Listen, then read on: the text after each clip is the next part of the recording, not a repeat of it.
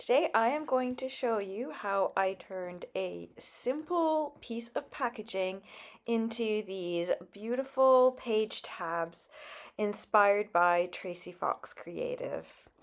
Join me and you can see how I did it. So this is part of my Shop Your Trash Stash series, and I pulled this piece of packaging out of my bag. I had kept it because it was a good piece of cardstock. I thought I could use it for backing things, or for a cover on a soft cover journal, but I have so many of these and it just kind of got pushed off to the side. However, I thought it would be good to use as a base for this Tracie Fox Creative inspired um, creation. Now, she used real tags, like purchased ones that she already had. I didn't have them, so I decided that the first thing I needed to do was to create the base, and then I could basically follow along with the rest of it as, following her tutorial more or less. So in order to prepare the base, what I did was I opened up the envelope, I trimmed it down, got rid of all the extra bits, and kept the nice flat pieces that were all more or less one equal thickness. And then I used my paper artsy infusions to add some color to the base. I used Rocky Road, if I'm not mistaken, which has kind of reddish and brown undertones, and I thought that would be good for the vintage look. So after I put it all around and got it how I wanted it, I left it to dry. Once it was dry, it was time to cut it into strips and more or less tag shapes. I decided to make my strips about 1.5 inches wide, roughly, or 3 of the squares that are on my cutting mat.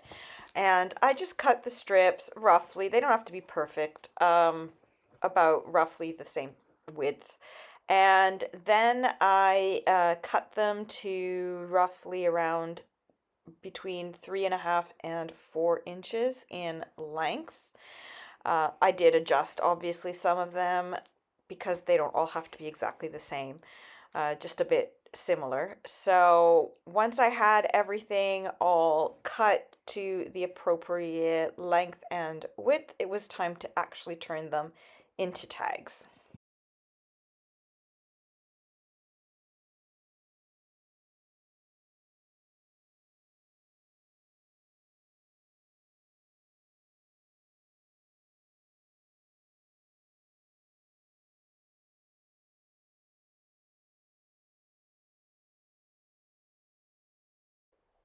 Now the strips are ready. It is time to actually turn them into tags.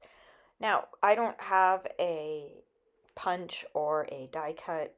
I mean, if you have that, use it and it makes life a lot faster and easier, I'm sure. But I was doing it the old-fashioned way of just cutting off a corner, flipping the cut corner off, and matching it on the other side. And what I did was I did this all on sets of two to make sure that each set of two would have matching corners, basically. So you'll see here I've used the same corner for these two. And then when I move on to the next one, I cut another freehand corner and then I use that one to make the next two sets of tags in order to have them kind of matching more or less. And because I'm going to be using them in pairs basically for the next step. My next step is to punch the holes in the tops of the tags so that they look more like, store-bought kind of tags. So to do that, I just used my hole reinforcers that I got at the stationery shop. But because these ones are white, and I didn't want bright, stark white, um, hole reinforcers, I just used my ink and rubbed it on top basically to give them a kind of vintagey look. And then I placed the hole reinforcers at the top of each tag, more or less in the middle, and then punched the hole after I had placed the reinforcer. I did that because usually, for some reason, I don't know about you, but if I put the reinforcer on after, it never seems to line up with the hole for some random reason. I don't know why. So this time I put the reinforcer on and then I punched the hole in the top of the tag by centering the hole punch over the hole in the reinforcer, if that makes sense at all. Having made the tags, it was time to put them together following Tracie's actual tutorial. So what I did was I lined them up one on top of the other, staggered, and then I just added a little strip of glue on the bottom of one of them to attach them together. And the staggering adds just a little bit of interest, basically, to the tab. And once everything was all stuck together, I let it dry and then began cutting the actual tabs.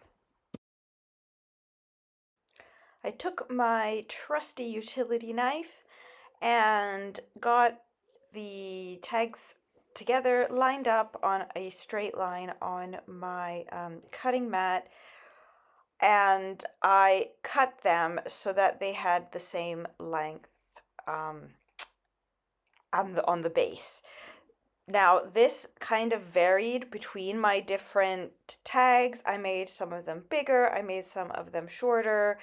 I figured, it gives you variety to glue them on in different parts or to use them in different ways in your journals and so forth. So you'll see that I kind of cut them, some of them a bit longer, some of them a bit shorter, but roughly anywhere between an inch and 2 inches, I would say, more or less, inch and a half.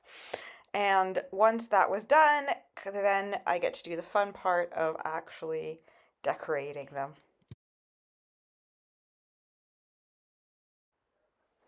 The first thing I did was just quickly ink around the edges to get rid of the white from cutting and trimming the tags.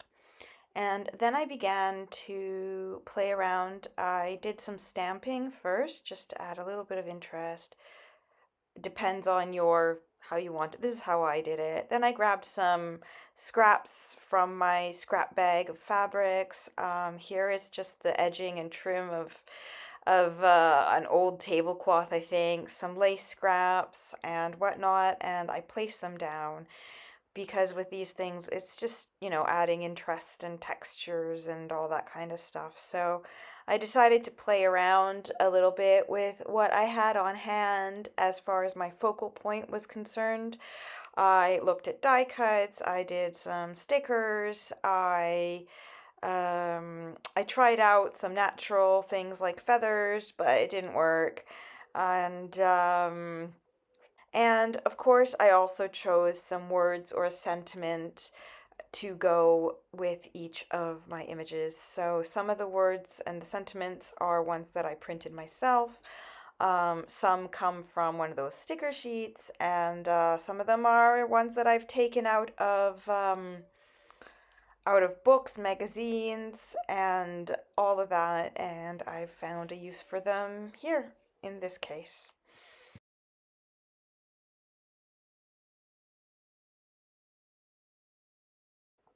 And then once I had decided on the placement of everything, I um, decided to add some stitching to it just because I enjoy that. And so I just used the stitching to attach the fabric.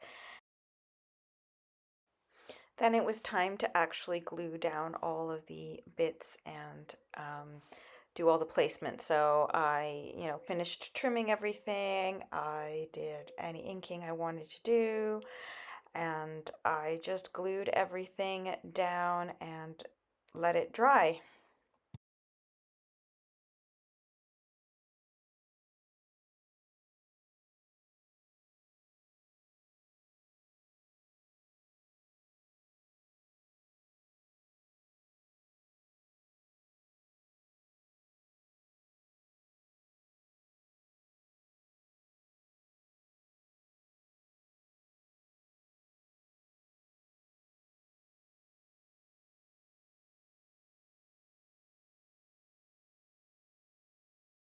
My last step was to add a little bit of string and ribbon into some of the holes. You don't have to do this. I didn't do it on all of them. There are some that I made off screen and I didn't do that.